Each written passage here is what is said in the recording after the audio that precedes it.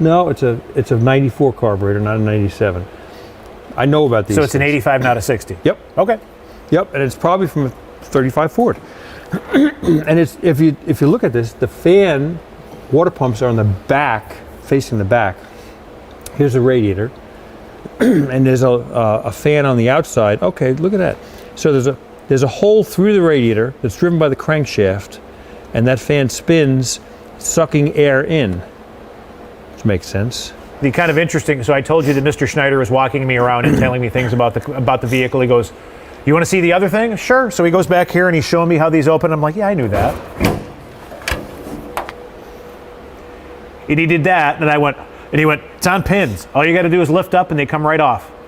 That seems to be like an aircraft type of thing, right? I mean, If you you lift look it out at of the way. Yeah, a lot of it. Well, and again, that's where Stout's, that was his jam. He was an aircraft guy, so. Wow, wow, wow. This being the original Stout Scarab design, we're now going to look at a prototype right next to it, which has some amazing features as well.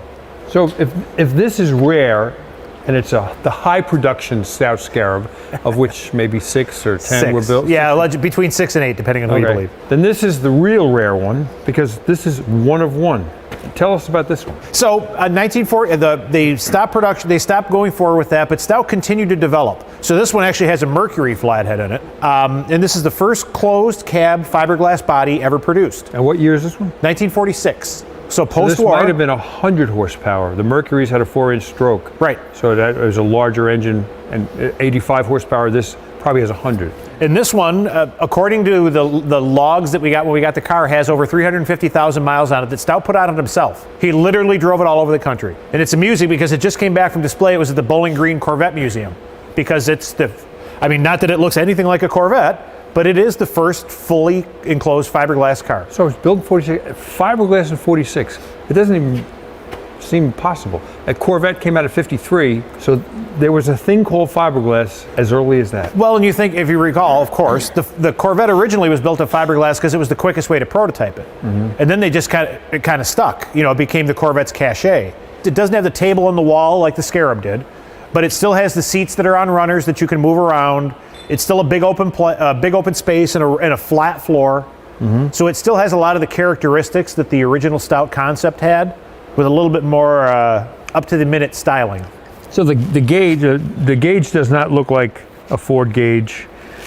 It's a proprietary gauge, or maybe, I don't know. There's no odometer, sadly. Bellows, 40 pounds. That must be the tire.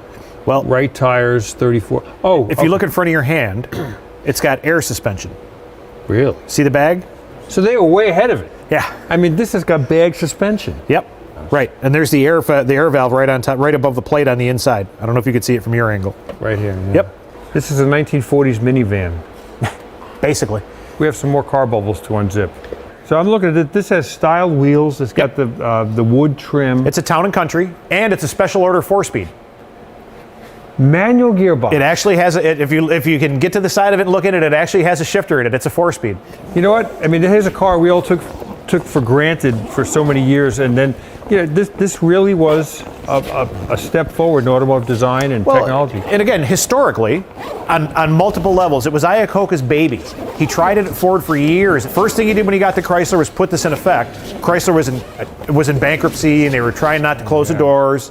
And what the real revolution on this is that it shares all the suspension pieces from all across the line. K cars, right? Yeah. They actually engineered it so that a lot of the pieces came across all the platforms, and it saved them a ton in tooling costs. It's one of the things that saved the company. I told you we would unveil or unwrap some of the more interesting cars. Why am I unwrapping a minivan? You know what? Because this is a pretty darn significant car. Everybody has a Volkswagen story. Oh, my father had one, and we used to go ride on the beach with it, whatever. I think everybody's got a minivan story. And this is the vehicle that started the whole minivan revolution that every other car company had to follow, because it set a new course for family vehicles.